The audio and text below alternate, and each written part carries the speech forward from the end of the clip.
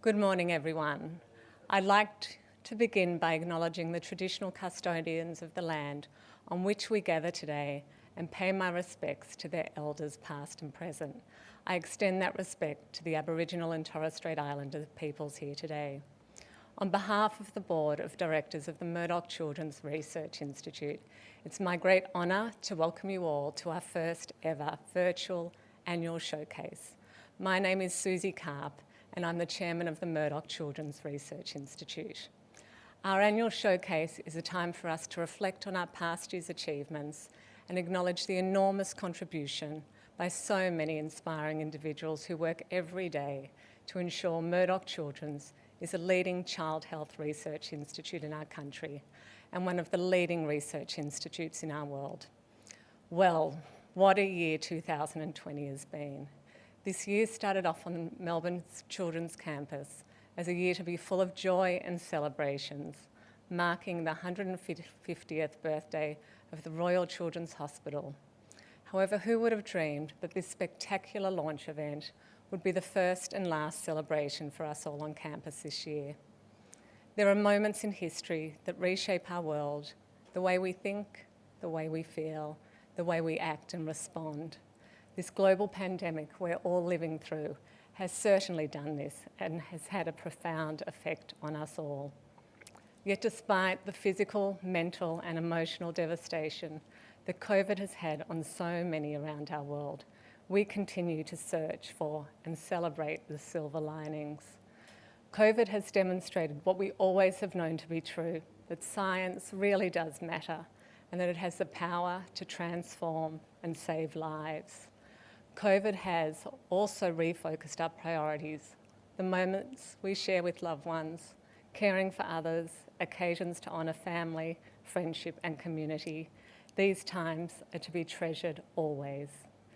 This year has also been an invitation to practice gratitude for the things we have in life, our health, for calling Australia home, for the collective wisdom which is housed in this institute to effect change, and to have a positive impact on children around the world. I am reminded of those words in the MCRI manifesto: the future is purchased by the present. We can shape the future. We can change the world. I sincerely hope that the strength, connection and empathy we have rediscovered through this pandemic binds us all as we look ahead. With the outbreak of COVID-19, we have witnessed on a global scale a coordinated scientific effort that is unprecedented and a recognition and appreciation of our frontline healthcare workers. We will hear more from Nigel Curtis about our world-first BCG trial, which seeks to protect frontline workers from COVID-19.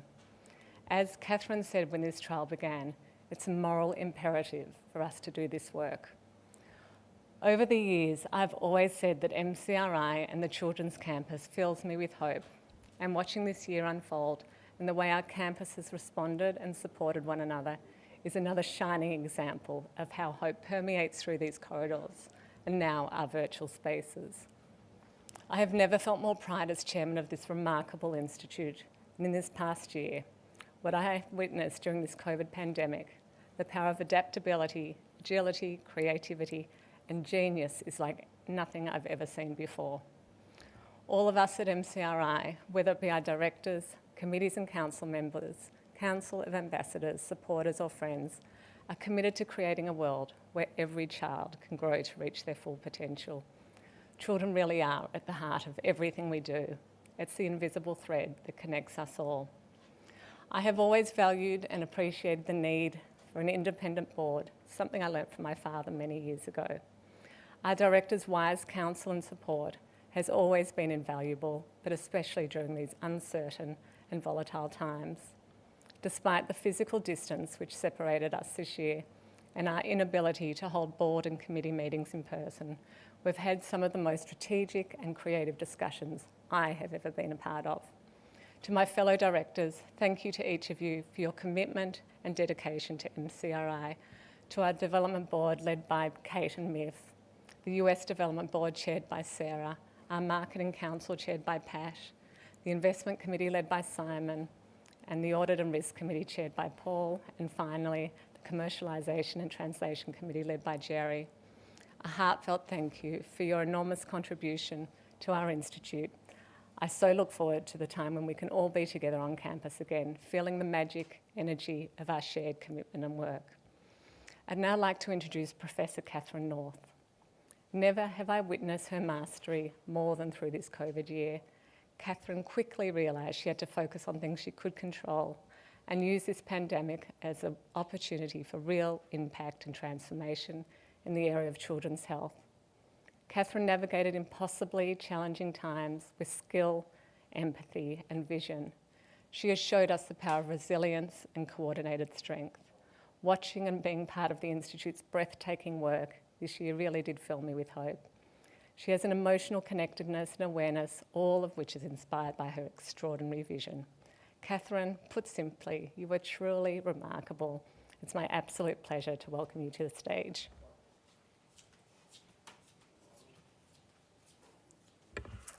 Thank you, Susie, for that lovely introduction and for your amazing support during 2020. And it's welcome to you all. I wish we could all be together, but it's great to reach out to our many supporters. Well, 2020, what a year. It started with a pervasive smell of bushfire smoke, and then COVID-19 struck and turned all of our lives upside down. We've all felt it, no matter where we are in the world. And never before has medical research played such a crucial role in shaping health policy. The pandemic has highlighted the importance of collaboration between scientists, clinicians, government, commercial and philanthropic partners to change health outcomes for the better. And it's been a truly global effort. Today I welcome each of you, and we have people joining us from all over the world. What brings us together today is that we share a common passion, a common goal, to improve the health and well-being of every child so they can reach their full potential. As you all know, we here in Melbourne have just endured one of the world's longest and strictest lockdowns, which has very happily been successful in curbing viral spread. But let me give you an insider's view of what 2020 has been like for all of us at MCRI. When it became clear in late February that the pandemic posed a serious threat, we stood up our crisis management team, who swung into action to shift as many people off-site as we could, while still continuing our critical genetic services and our critical research programs. Many researchers were locked out of labs, office space was shuttered, and long-standing face-to-face clinical studies with children and families were put into a holding pattern. You might expect, with a disruption of such magnitude, our work would slow to a crawl. But instead, something really remarkable happened. I saw a resolve and determination across the Institute to contribute solutions to what was rapidly becoming a dire situation overseas, and an unwavering commitment for our research participants and supporters to ensure that our vital work would continue.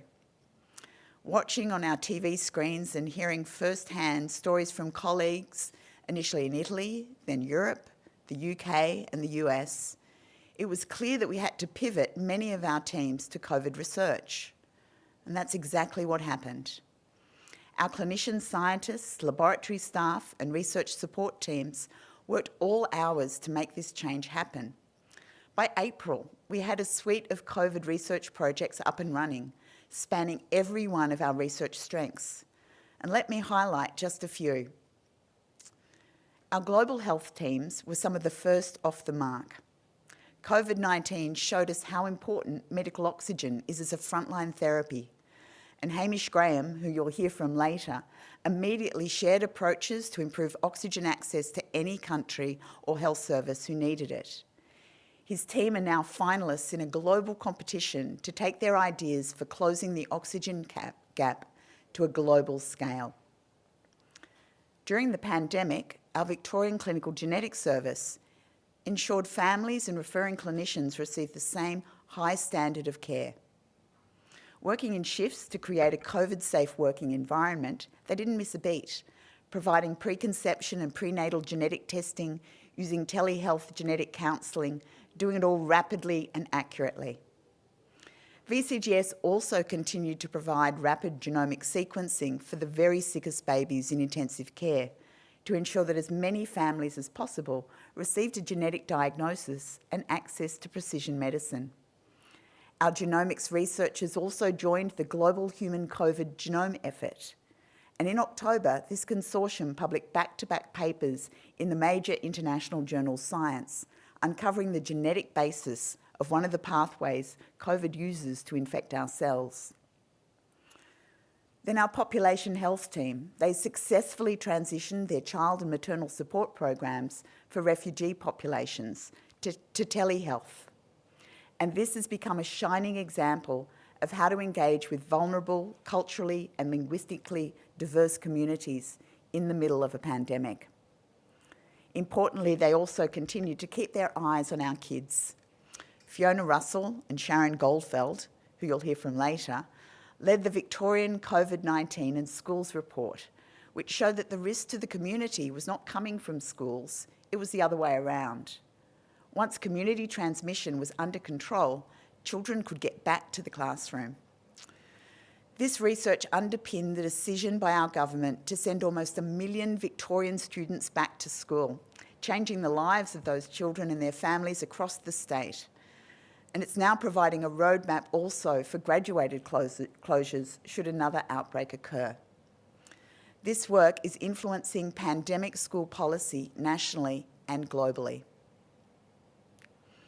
Now, early on in the pandemic, I received a call from Melissa Little, who leads our stem cell initiative. And Melissa had seen a major gap in the COVID research that was emerging everywhere, where studies were urgently trying to understand the virus and using animal models to do so, when what we really needed was to be studying humans and human tissue. She rapidly banded together all of our stem cell teams to deliver human tissues derived from stem cells to model how the coronavirus infects human tissue, how it inflicts its damage, and most importantly, to use our state-of-the-art facilities to screen potential new treatments. It rapidly became clear also to us that children are relatively protected, particularly in disease severity from COVID. But why? And what can it teach us to help minimise the effects in adults? Our clinicians and researchers have been working side by side to analyse the immune responses of entire families, and the results have been fascinating. We've seen children mounting an early and rapid response to eliminate the virus, so that at times it's undetectable. And our early breakthroughs in this area have made front page news only last week, superbly led by two of our rising young stars, Dr. Shadan Tosif and Dr. Melanie Neeland.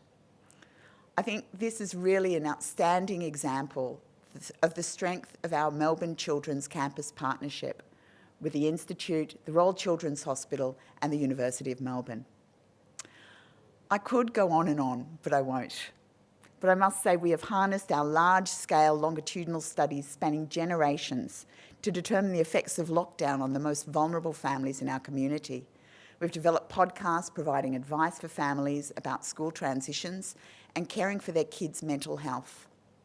Our researchers are leading over 30 international and national collaborative efforts, and soon you'll hear from some of the researchers involved.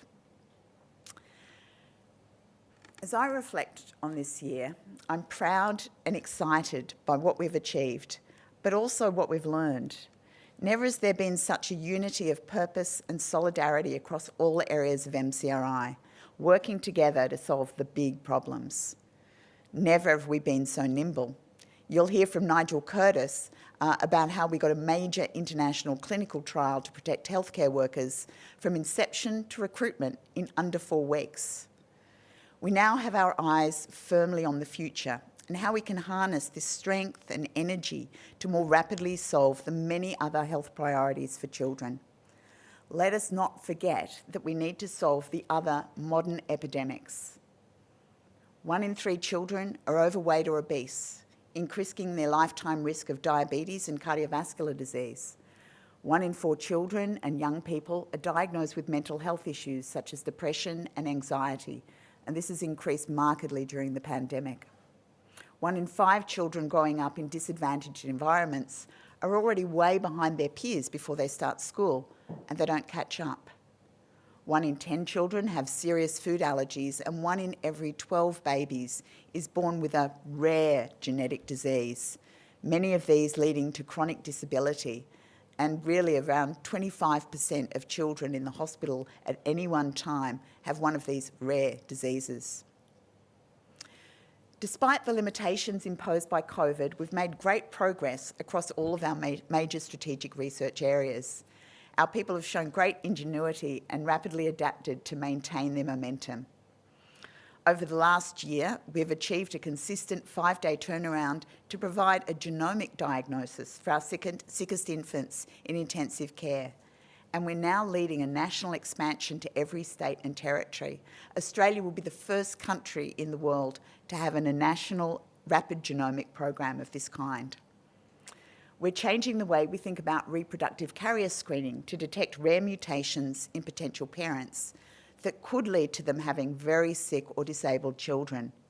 The current standard of care usually screens for around 3 disorders, but we're now co-leading a national study for screening over 700 conditions, again a world first.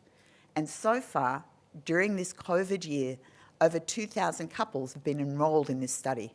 Quite a logistical feat.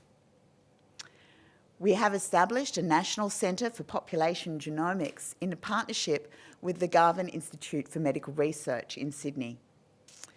This centre is under the leadership of Daniel MacArthur, who we've recruited from Harvard University and the Broad Institute, and is really an exciting initiative with a major focus on prevention and improving genomic health for all Australians, including our First Nations people.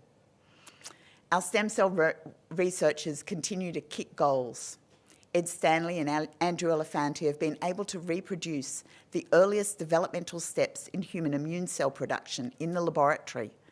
This work was published in Nature Cell Biology and has a major impact on our ability to treat diseases like leukemia and autoimmune disorders. Our Stafford Fox disease modelling and drug discovery facility became fully operational this year, again during the pandemic, and it's worked at capacity throughout the year. Our global health team have redefined the term working remotely. Both an Australian Streptococcal A Alliance and the World Scabies Elimination Program have rolled out their national and international collaborative projects this year at pace, aiming to drastically reduce rheumatic heart disease in our most vulnerable children. Kim Mulholland and his team have worked closely with the WHO to look at the medium and long-term effects of the pandemic in low-income countries. Interestingly, they've uncovered a marked increase in deaths from preventable diseases like measles due to stalled immunisation and increased malnutrition. And on this basis have initiated a call to action to minimise these major impacts. And despite a COVID-induced delay, Generation Victoria, or Gen V, is starting recruitment of the very first babies at Joan Kirner Hospital next week. Gen V will be the largest study of its kind, inviting every parent and Victorian-born children to take part over the next 2 years.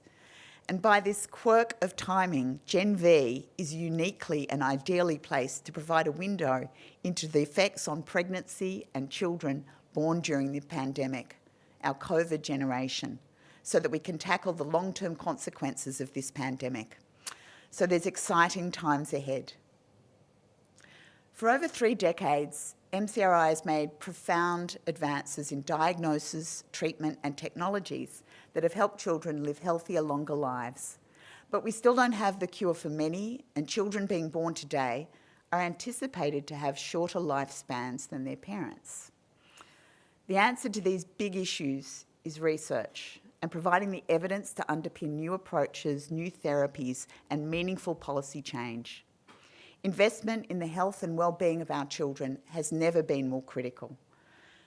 Thank you to all who work with us towards our vision as participants, collaborators and supporters. Together, we are a formidable team and able to make a real difference for children. Now I'd like to take you to the exciting part of the program. I'd like to introduce you to a distinguished panel of our researchers who who will bring to life the impact of our research both here in Australia and in many countries around the world. First up, we have Dr. Hamish Graham, a clinician scientist in our International Child Health Group, who's improving outcomes for kids with pneumonia and other lung disorders in developing nations. 4.2 million children are admitted to hospital with hypoxemic pneumonia every year. Pneumonia so severe that your blood oxygen level drops. And these children are at very high risk of dying. I was working in Sudan with Medicines Sans Frontières, and I really saw the impact of not having basic things like medical oxygen when you needed it. Oxygen's not a new therapy, we've used it for over 100 years, but I think we've got a really unique chance to make this oxygen gap history by using what we have in a much better way. So we've been working in 12 hospitals in Nigeria to improve their hospital oxygen systems with pulse oximeters, oxygen concentrators, delivery devices, training and support for technicians and nurses. This project taught us a lot about what you can do. Our next challenge is to take it to scale. So what that needs is investment in the people who use oxygen, so clinical guidelines, training, investment in the equipment and the people who maintain that equipment, investment in how we go about sustainably financing, and investment in how oxygen systems are governed. We've been really fortunate to be supported by a number of donors, including the Bill and Melinda Gates Foundation, and they've enabled us to do this work in a number of different countries at relatively small scale. What we're doing now is working in partnership with the Clinton Health Access Initiative to raise $100 million to be able to scale up oxygen nationally in 5 countries where the majority of children with hypoxemia reside. This will reach almost 2 million children every year, about a third of the global hypoxemia burden among children, and has the potential to reduce their risk of death by half. I hope that when I look back in a decade, I won't need to be thinking about oxygen anymore, because oxygen, like all the other essential therapies, is now available to every patient who needs it, no matter where they are. From solving an entrenched global problem to the current pandemic, we now move to Professor Nigel Curtis, a leading infectious disease physician and clinician scientist. Nigel is asking whether a 100-year-old vaccine can protect healthcare workers against COVID-19. Back in March, I think we were all surprised and shocked when we saw how devastating the outbreak was in Italy. And around the world, there's been clearly a disproportionate number of healthcare workers affected. And one of the things that I discussed with my colleagues is whether we could use BCG to protect healthcare workers. BCG is a vaccine that's been used for about 100 years to protect against tuberculosis or TB. But what we've realized in the last 10 or more years is that it has additional benefits on boosting the immune system in a very generalized way. I took the idea for the BRACE trial to Catherine North, and she was very excited by the idea. So I pulled my team together, and they spent 3 weeks working day and night to create the trial. We were fortunate to get some generous funding from the Royal Children's Hospital Foundation to get going, and shortly after that, additional funding from Sarah and Lachlan Murdoch and the Minderoo Foundation and some state governments, which enabled us to take the trial nationally. Then we were contacted by the Bill and Melinda Gates Foundation, who provided the additional funds for us to take the trial internationally.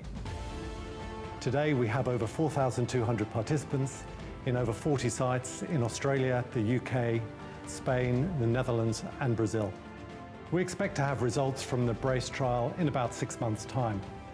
And if we do show that BCG boosts the immune system, then this means that not only might it be useful for protecting against COVID-19, but it would also boost the immune response to any coronavirus vaccines that our healthcare workers receive and be useful for future pandemics. This has been an immense effort, not just from my team, but also from other teams within the MCRI and the campus. To get a trial of this size up and running in 3 short weeks and to have recruited over 4,000 participants in 5 countries is a major achievement. Now let's hear from Professor Sharon Goldfeld on the power of long-term population studies and what they can tell us about growing up healthy. Sharon leads our population health theme and is director of the Royal Children's Hospital Centre for Community Child Health. I'm driven by inequities in children's outcomes, the unfairness of it. By the time children start school, About 20% of them will be developmentally vulnerable. That is, they won't be starting school so well. What's interesting though is in the poorest areas of Australia, it's 3 times the difference from the wealthiest parts of Australia. So we've done a few things, with the idea being we need to change the systems, right? So we've made a difference with maternal and child health. Now they go into people's homes and they work with the families.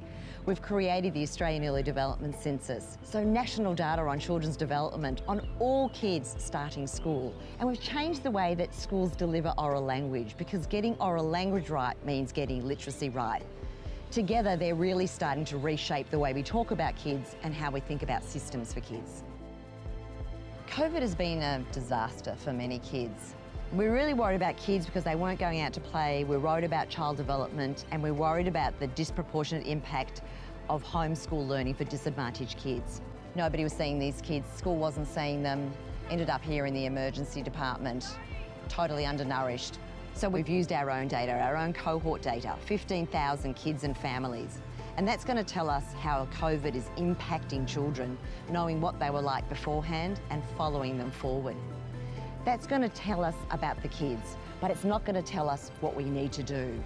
So now we're going to go out and we're going to ask every parent of every baby born in the state to come into Gen V. And that's going to give us a platform to understand not only the impact of COVID, but give us a platform to test how we can go forward.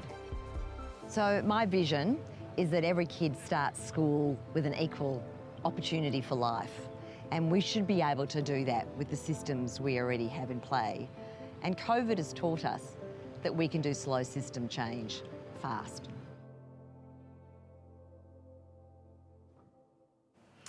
We're now going to hear from Professor Melissa Little, who's using miniature organs to uncover new COVID-19 treatments. Melissa leads our stem cell initiative and is President-elect of the International Society for Stem Cell Research. In MCRI, there's a lot of work on genetic disease in children. We particularly work with stem cells, and the amazing thing about these stem cells is that we can induce them to form 3-dimensional tissues that are models of human organs. So we have models of the human heart, the human kidney, the human brain, and that is really an ideal way to look at and understand disease and whether we can find treatments for those diseases. Back in March, when this pandemic first hit, I think we were all very affected by the growing numbers of deaths internationally. There was a desire as biologists to see if we could be part of the solution. So we started a conversation with the virologists at the Doherty Institute by seeing whether their virus would infect our tissues. In fact, we made little organs and we walked them down to the Doherty Institute in Eskies, and we had them infected at the Doherty, and then we analysed them after that. What that showed is that human heart models and human kidney models can be infected, and that suggested that this was a great approach. What we are able to do is screen many drugs using robotic platforms that allow us to look at many little models and then screen 3,000 or 5,000 compounds against those organs using this platform. We hope to be able to find drugs that will protect the most severely affected cases and prevent death, and that's a key addition to the arsenal that is going to be needed to treat COVID-19.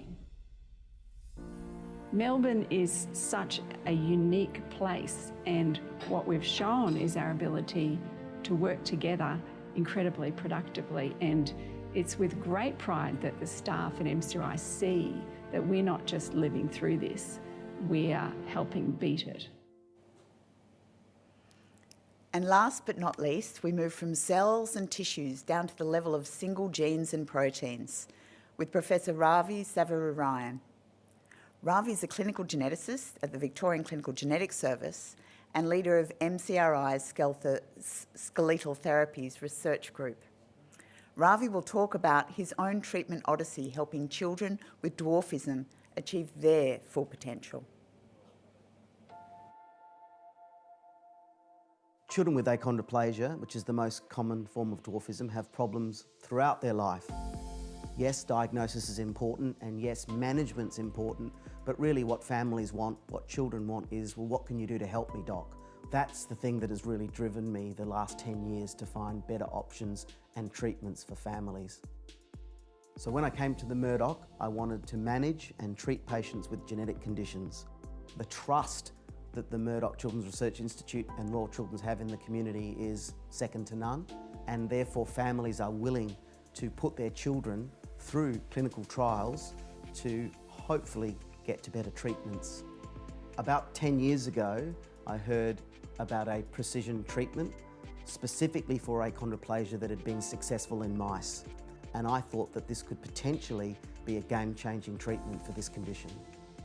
The trials exceeded my greatest expectations. Over the last 8 years, we've firstly been able to show that the medication is safe in children, and we've been able to show that the growth rate in children treated with this medication approximates that of children without achondroplasia. It's like trying to take your car for a drive with the handbrake on. What this drug does is releases that handbrake so the car can get up to average speed again. For the children in these trials, not only are we decreasing the significant medical complications that they would have otherwise experienced, we're making an everyday impact on their quality of life. Children who have not been able to get to the top of a climbing wall can get to the top of a climbing wall. Children who have not been able to independently toilet themselves can now do so. And children who have been forced to ride the teacups at the Royal Show when everyone else is riding the roller coaster can join their classmates.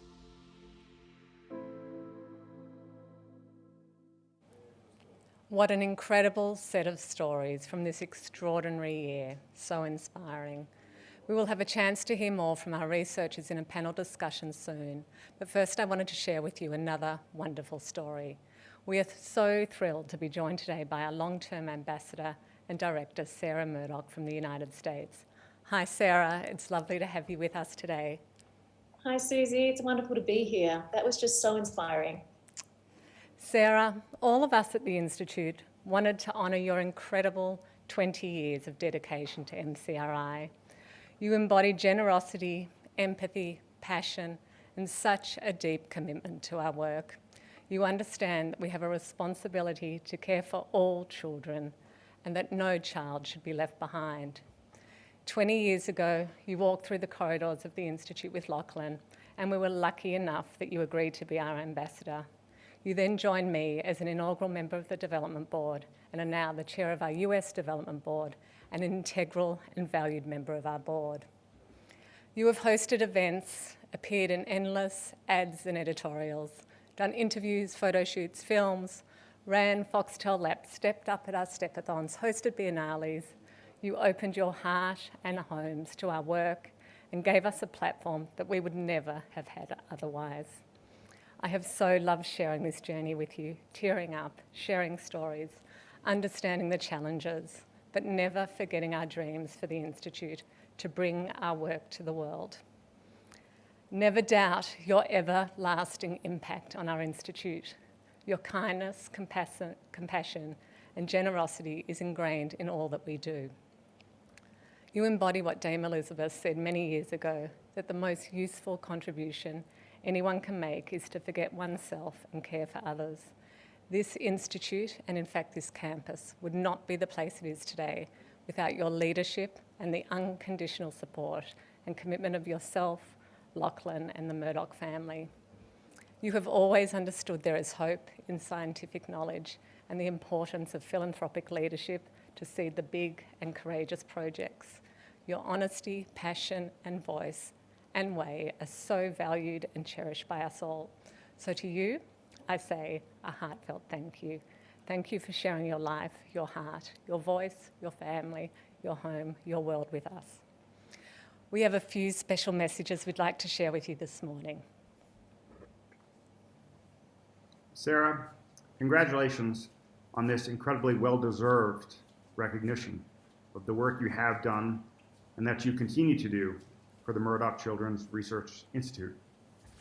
I remember over 20 years ago introducing you for the first time to the Institute's founder and my grandmother, Dame Elizabeth Murdoch. And as the two of you sat by the fire at Cruden Farm and got to know each other, I could see Dame Elizabeth leaning in to her conversation with you, and her eyes sparkled as brightly as ever.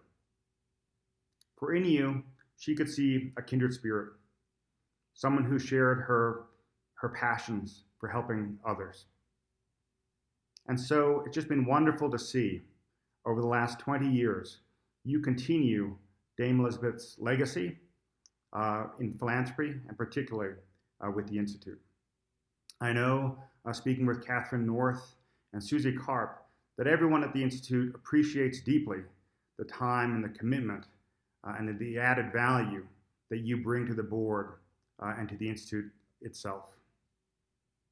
You truly are, on a daily basis, an inspiration to all of us, and you are deeply appreciated and deeply loved for it. Well, Sarah, we hope you enjoyed that little surprise. Lachlan was so keen to be part of today and let everyone know what a pivotal role MCRI plays in your lives. I'm now going to throw to Ravi, who we heard from earlier, who'd like to say a few quick words on behalf of all of our researchers. On behalf of every single researcher here at the MCRI, it is my pleasure to acknowledge the 20-year contribution that Sarah Murdoch has made to our Institute. Sarah's tireless advocacy for the MCRI, as well as for the important place that scientific research must play in our society, has been crucial. Sarah brings a deep passion and curiosity to understand what we do, why we do it, and how what we do will improve the lives of our societies, of our families, and of individual patients. I had the great honour of meeting Dame Elizabeth Murdoch when I came to the Institute 23 years ago as a young doctor, and the fact that she knew my name and she knew what I was doing was humbling and inspires me to this day. Sarah, you continue her wonderful legacy. You are an inspiration to our community, to our donors, and to all of our staff. And from the bottom of our hearts, we thank you. And now I'd like to share with you a short video made by one of the families, in fact, the first family that ever came into our trial for children with dwarfism. And it just so happens that her name is also Sarah.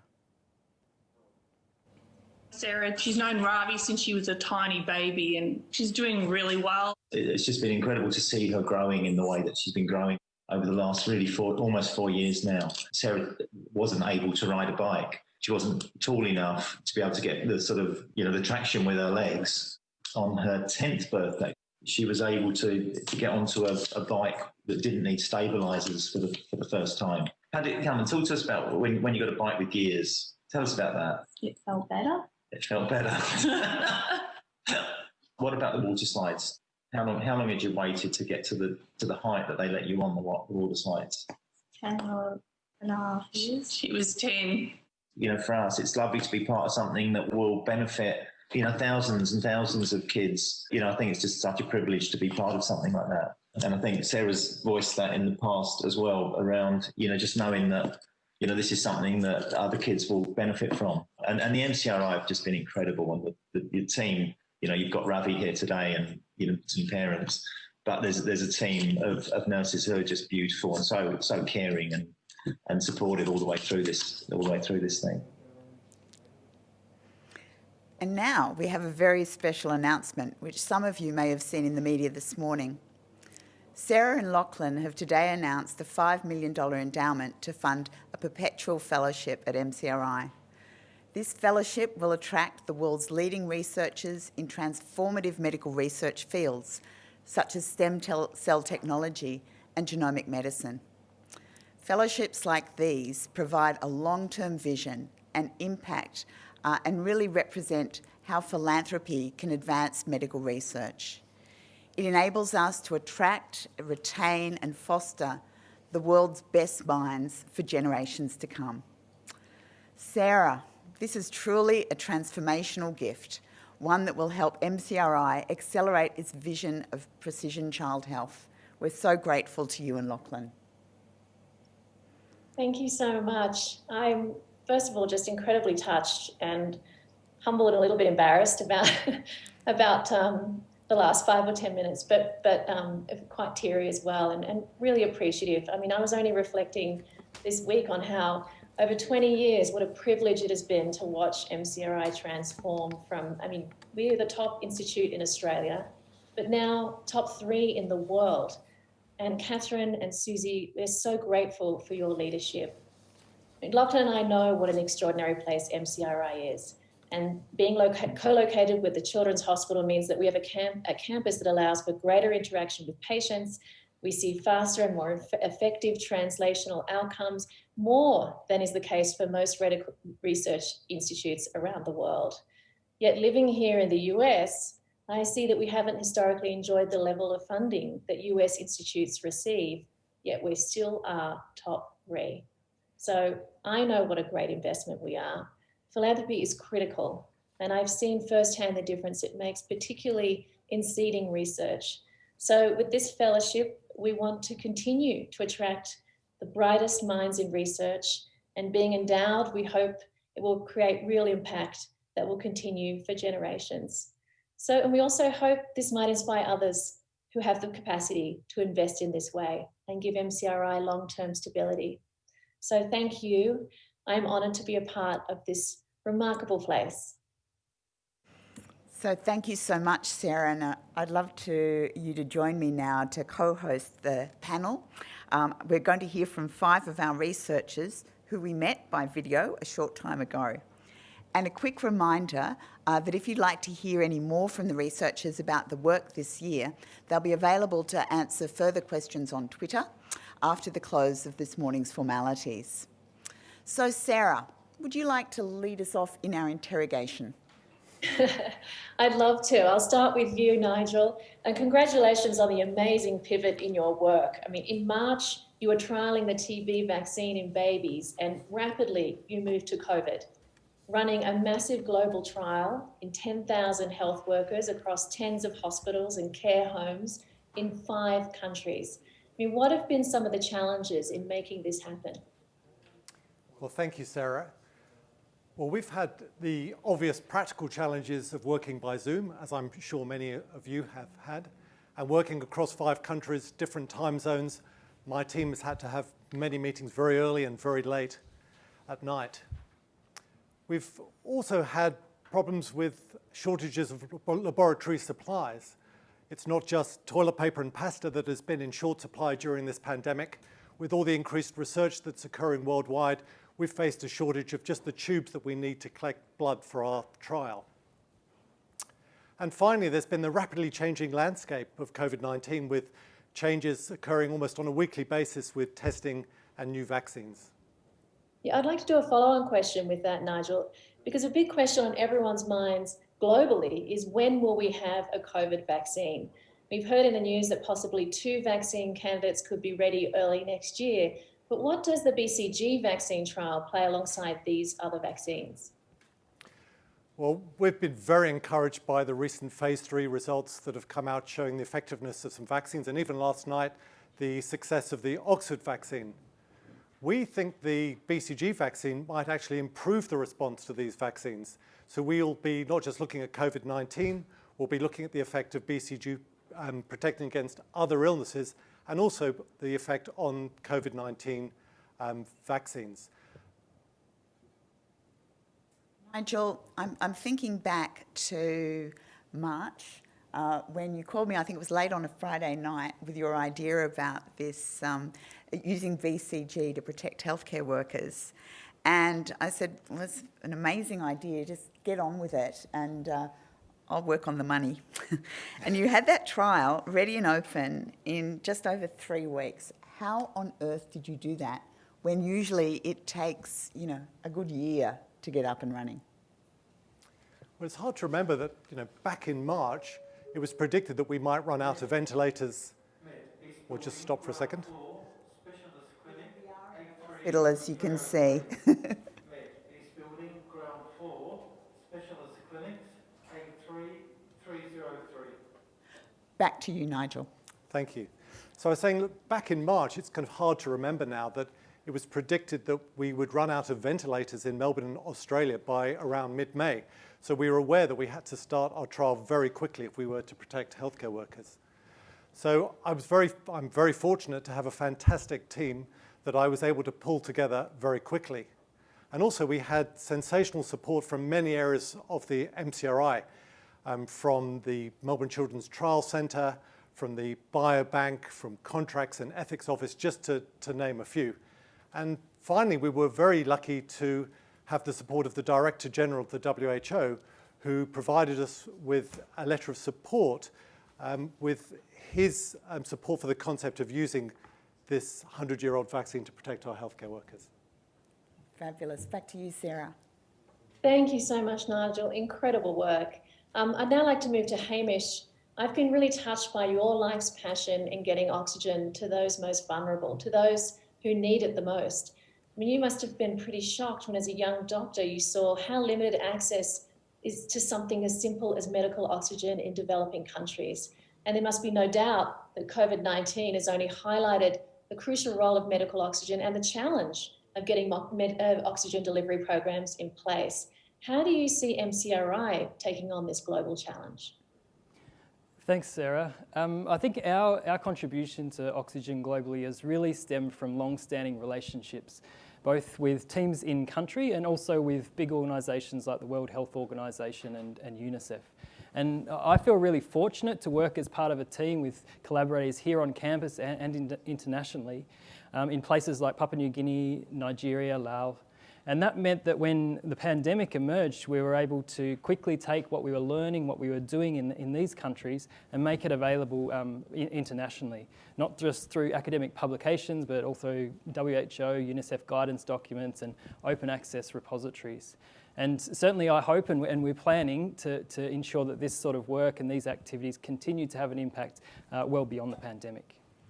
Hamish, it really strikes me with a number of the stories we've heard today that one of the huge issues we face is just equity of access for our most vulnerable people and people in low and middle income countries to things we take for granted. Really, equity is at the centre of all of this, isn't it? It really is. Equity is at the heart of how we think about oxygen access. We know that it's small hospitals, particularly in remote areas, that face the biggest challenges currently. But these are also the places where the majority of sick patients are presenting and where the biggest opportunities are to have impact and save lives. And that's why a lot of our work is focused around basic things like pulse oximetry, making sure every nurse and healthcare worker can confidently assess severely ill patients. And also using simple technology like bedside oxygen concentrators to ensure that there's 24/7 access to oxygen so that the healthcare workers can get on with doing their job, looking after patients, don't have to be stressing or fighting over who's going to get oxygen and who has to miss out. Such critical work. Thank you so much, Hamish. I'm going to move to Melissa now. As we saw in your video, you're pioneering making mini organs using stem cells. Tell us why this is so important and what does this mean particularly now? It's a really exciting time and as you can see, we've now got our platform up and running and we're starting now to do screens of inherited diseases, genetic diseases like inherited epilepsy, heart disease and kidney disease. These are conditions that don't have treatments and we really believe that we'll be able to use this approach to find new treatments for these diseases. I just wanted to make a point that through all of this, philanthropy has been absolutely central and absolutely key. And in fact, the disease modelling platform that you saw in the video was supported by the Stafford Fox Medical Research Foundation. They also supported our ability to start to make stem cells, including stem cells from patients, to genome edit, and recruited some of the key stem cell researchers in our group. And I think that's really allowed us to be world-class. We have a world-class group of stem cell researchers now. Melissa, the work has been amazing, not just this year, but across so many different areas, and particularly being able to screen for drugs using human tissues. But then there's that element of regenerative medicine and the use of stem cells themselves to treat disease. I love the promise of that. How far away is it? This is really exciting, and of course our stem cell biologists are really hoping to be able to develop treatments from the stem cells, but it is quite challenging. However, we're already starting to use stem cells to make different types of blood cells, to make heart tissue that's beating, to make heart valves, and in fact we've just shown that you can use 3D bioprinting or cellular bioprinting to make larger and larger sheets of kidney tissue, and hopefully one day we'll be able to use that type of tissue to treat disease. So it's really cutting edge and it's really exciting. Very exciting. Melissa, you're just remarkable. I'll move over to Ravi now. And first of all, just thank you so much for those very kind words earlier, Ravi. I was very surprised. But let's talk about the trial that you talked about in the video for children older than 5 years of age, which is already an incredible outcome. We can see the impact it is having on their lives. But what's next? Can you start with younger children with this drug, increasing their growth and health outcomes from a younger age? Absolutely, we can. I think that this current trial has clearly shown that we can restore normal growth to children from 5 years and onwards. And now we're moving on to treat children as young as age 3 months, because in this condition, in the first 5 years of life, there is a 50 times increased risk of sudden infant death syndrome. 50 times. And I've had the experience of having 2 children die suddenly, and we believe this is due to increased pressure on the brain because the hole where the brain becomes the spinal cord is narrowed. And we hope with this new trial that we'll be able to impact on this devastating complication for this condition and have a much more significant effect for these children. Ravi, just as you talk about that, I don't think many people recognise some of the major health issues associated with some forms of dwarfism. And you just think on the impact of the families of having their young kid die suddenly. It is so amazing, the work that you are doing. But what I'm very proud of, but what fascinates me is why we are leading this here. We're leading international studies, and I think you've got about 13 clinical trials internationally that you're leading next year. Why here? I think the simplest answer is build it and they'll come. I think all of the people in this room and all of our staff have really built an amazing infrastructure here at the Murdoch. We have an ecosystem where we can bring great concepts to fruition very, very quickly, just like Nigel has shown us. And we also have that global perspective that we can make sure that the benefits of these treatments is applicable to all people and all children, the equity thing that Hamish was talking about as well. So I think that we have a system here at the Murdoch where we can and will continue to lead these trials, and I think that we have a competitive advantage over the rest of the world. So it's a hugely exciting time. Fabulous. And Sharon, I'm just thinking equity is very close to your heart. And congratulations on such a successful year with thousands of families getting the support they need through your parenting program, Right at Home. It truly is amazing. Are there plans to expand that program? Thanks very much for that, Catherine. And you are completely correct. It is actually about equity. In fact, Right at Home is about 3 things. It's about prevention, it's about better use of the existing system, and it's about equity, because Right at Home targets women living in adversity, and it turns out that it works. And it improves outcomes for the women as parents, and it's starting to improve outcomes for the kids. And that's really reassuring and exciting. So we've started to do Right at Home in the Northern Territory, in some of the Aboriginal areas, and also in Queensland. What's interesting, and especially interesting with the pandemic, is there's increasing interest from governments around preventing mental illness and promoting mental health. And that's exactly how Right at Home works. So I really think that this is an idea whose moment has come. Sharon, COVID-19 has hit families so hard, as you mentioned in your video. But what are some of the effects of the pandemic and the lockdown that you have seen, as well as that, and you'll think you'll continue to see in the community? Thanks very much, Sarah. I think you saw on the video, I think the pandemic is going to disproportionately burden children now and into the future, and of those, disproportionately those who are disadvantaged. They've been coining something called the shadow pandemic, this idea that we're going to start to see mental health problems, learning problems, the impact of potentially increased family violence and child abuse on the generation to come through. We've been taking that pretty seriously here at MCRI. We did the fabulous pivot that we've all been doing, and we've used our life course cohorts. We've called it COVID Wellbeing, so 15,000 children and their families, to really try and understand the impact of the pandemic on children and their families, with the special thing of being able to understand what they were like beforehand. And that will tell us both the disturbing things that are happening, but also the resilience that's emerging, which I think is very important. But while that gives us eyes on kids and families, it won't tell us about the solutions. So then we have Gen V, my goodness, Gen V.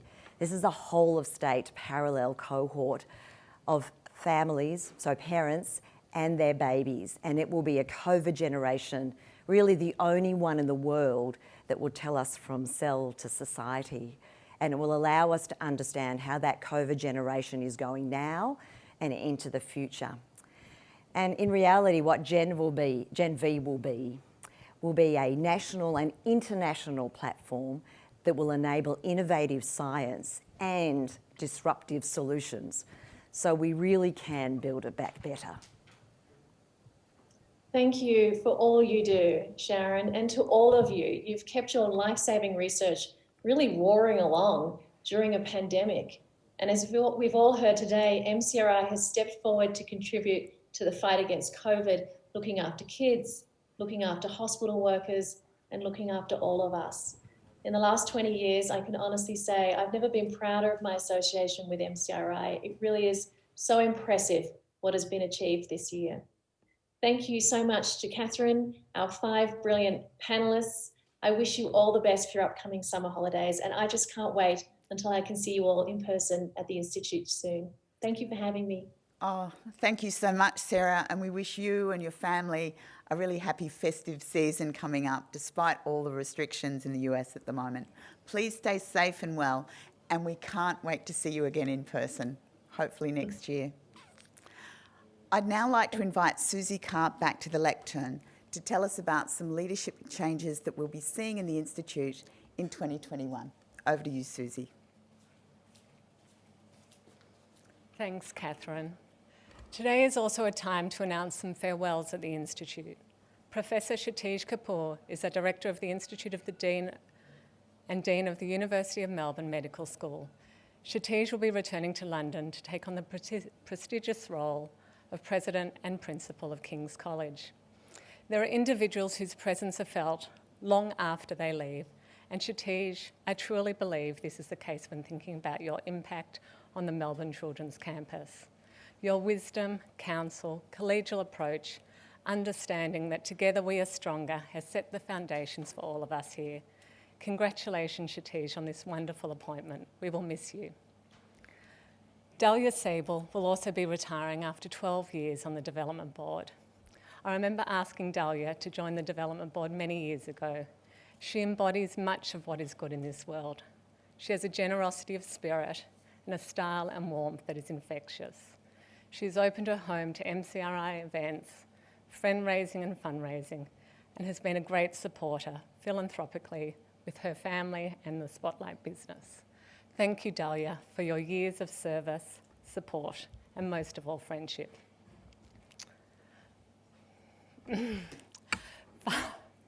Finally, I have been involved with MCRI for nearly 20 years, and today will be my last day as chairman of this remarkable institute. When I joined the Development Board nearly 20 years ago, I never would have imagined the long and wonderful journey I'd end up sharing with this institute.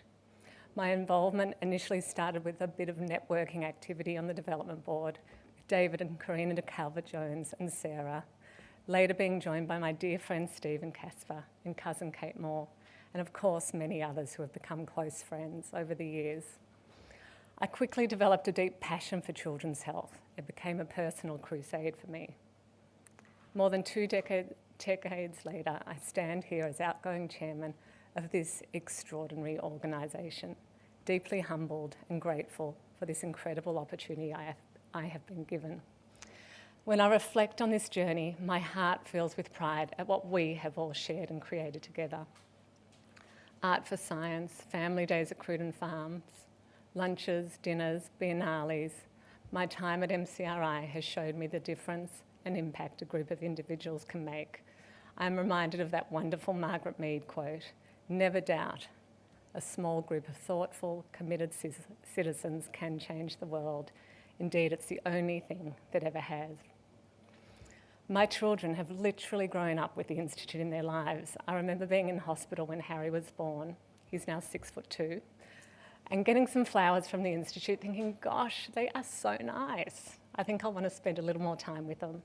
That was 19 years ago. Thank you to my husband, Barry, children, Alyssa, Jade, and Harry, for your unconditional love and support.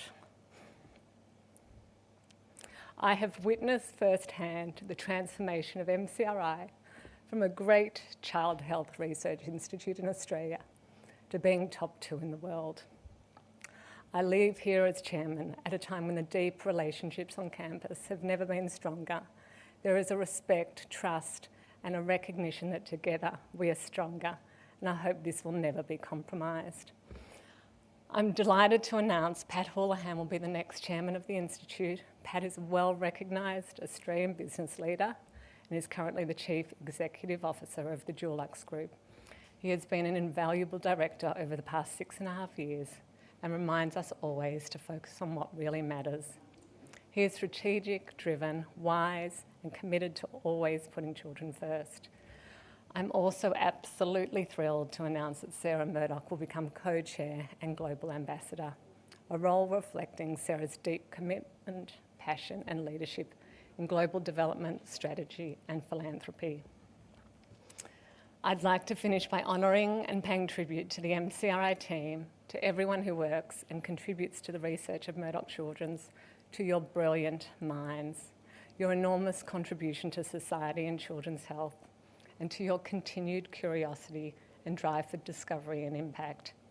In my last year as chairman, I cannot believe I was unable to walk these corridors, meet and talk to you all. I really have a heavy heart thinking about it. But know you will always be my heroes for your extraordinary work, big dreams, and generosity of spirit. Thank you for trusting me, supporting me, and allowing me to walk alongside you and fulfilling my life every day with hope. Susie, we can't let you go. So please join us so we can talk about you.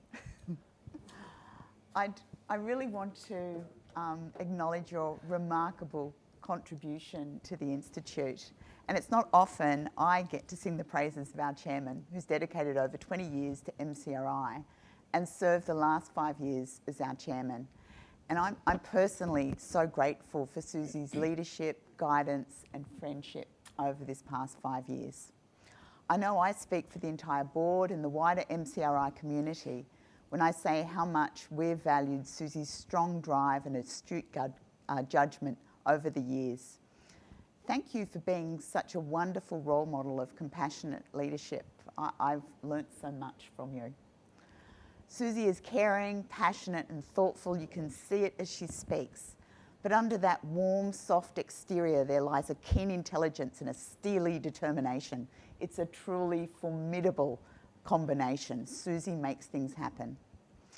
So thank you, Susie, for making and using your skills to help MCRI, really rise to the next level. It's a great pleasure for me to say and to announce today that in honour of your extraordinary contribution and service over 2 decades, we're now announcing the establishment of the Susie Carp Recognition Fund, thanks to the generosity of your friends and your family.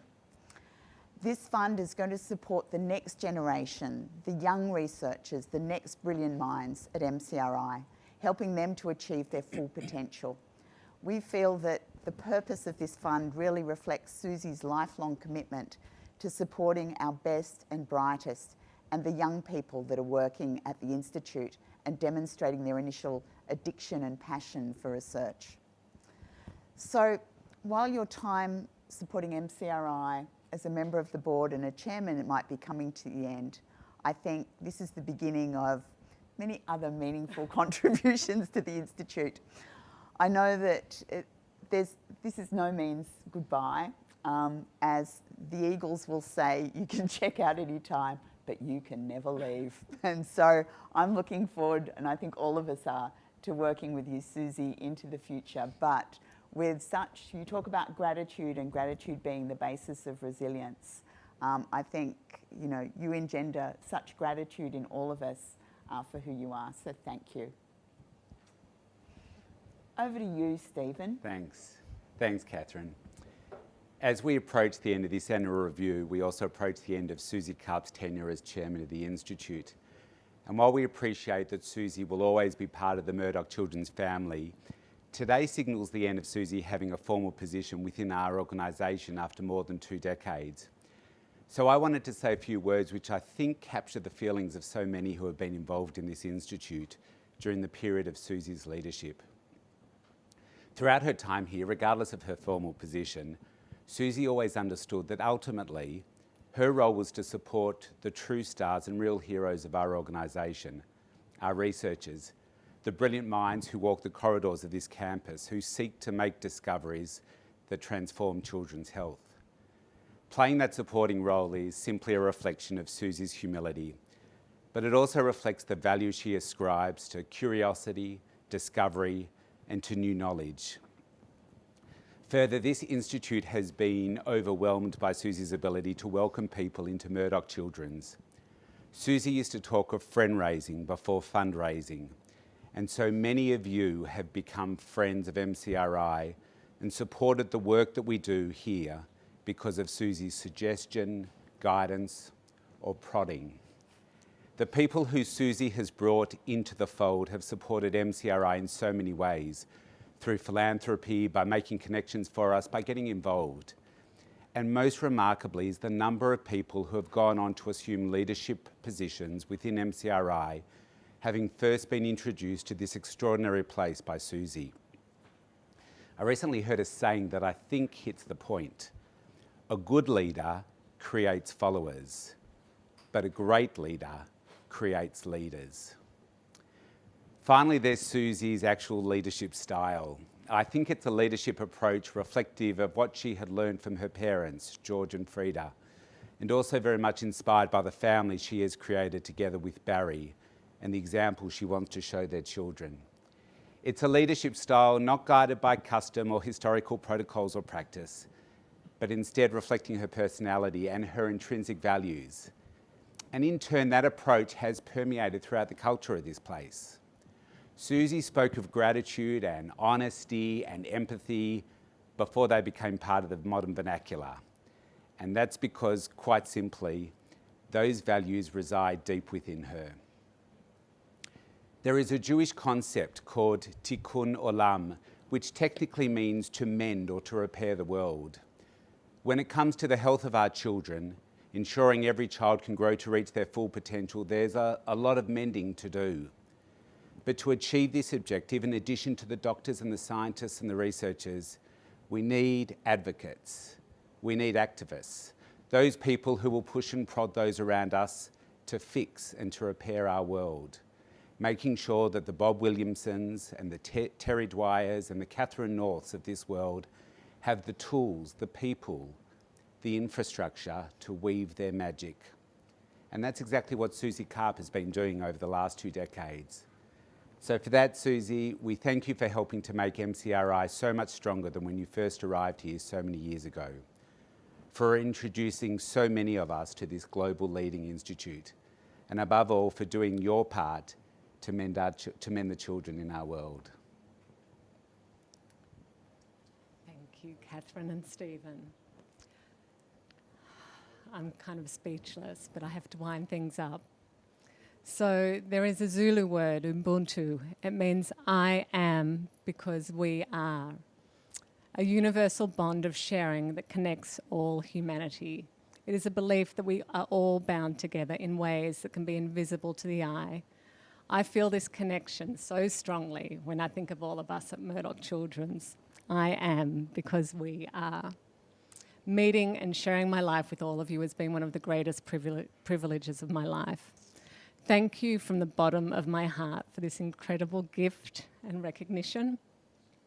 Thank you for everyone for joining us today. Be well, take care, and most of all, our friends from the US, wishing you all, you and your families, a peaceful and most importantly, healthy holiday season. May 2021 be filled with new beginnings and hope for all around our globe.